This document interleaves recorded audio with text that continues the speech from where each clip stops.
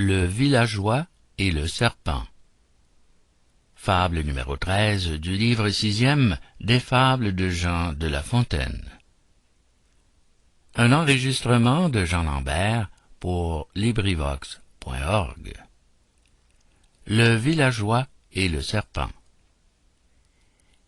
Ésope conte que Manant, charitable autant que peu sage, un jour d'hiver se promenant, alentour de son héritage, aperçut un serpent sur la neige étendue, transi, gelé, perclus, immobile, rendu, n'ayant pas à vivre un quart d'heure.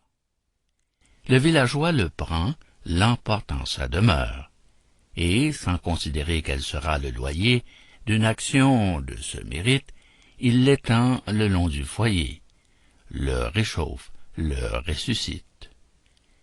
L'animal engourdit sans peine le chaud, que l'âme lui revient avec la colère.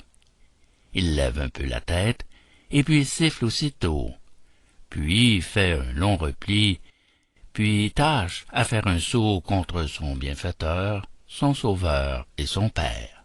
« Ingrat, dit le manant, voilà donc mon salaire, tu mourras. » À ces mots pleins d'un juste courroux, il vous prend sa cognée, il vous tranche la bête. Il fait 3 serpents de 2 coups, un tronçon, la queue et la tête. L'insecte sautillant cherche à se réunir, mais il ne peut y parvenir. Il est bon d'être charitable, mais envers qui? C'est là le point. Quant aux ingrats, il n'en est point qui ne meurent enfin misérables. Fin de Le villageois et le serpent, fable numéro 13, livre 6e des fables de La Fontaine. Cet enregistrement appartient au domaine public.